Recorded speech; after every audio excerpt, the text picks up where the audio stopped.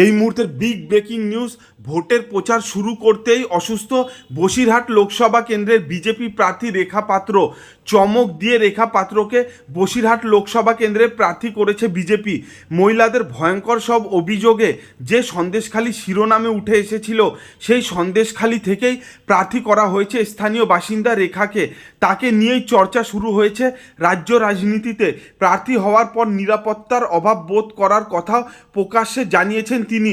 আর প্রচার শুরুর পরই অসুস্থ হয়ে পড়লেন সেই রেখা পাত্র।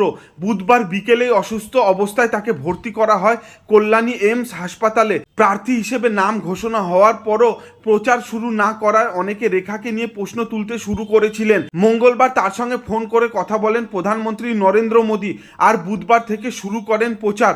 এলাকায় ঘুরে মহিলাদের সঙ্গে সকাল থেকে কথা বলতে দেখা যায় তাকে। এরপরই আচমকা অসুস্থ হয়ে পড়েন তিনি। তাকে হাসপাতালে ভর্তির ব্যবস্থা করা হয়। চিকিৎসকরা জানিয়েছেন ডিহাইড্রেশনের কারণে অসুস্থ হয়ে পড়েছিলেন রেখা পাত্র। তার শরীরে জলের পরিমাণ কমে গিয়েছিল।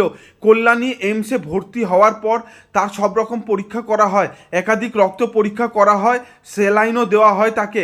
আজ বৃহস্পতিবার ভোরে চিকিৎসকরা জানান রেখার শারীরিক অবস্থা স্থিতিশীল। এরপর ছেড়ে দেওয়া হয় তাকে। তবে এবার কবে ফের প্রচারে নামবেন তা এখনও জানানো হয়নি। উল্লেখ্য, নিরাপত্তা নিয়ে অভাব বোধ করায় তার নিরাপত্তা বাড়ানোর কথা ভাবছে কেন্দ্র।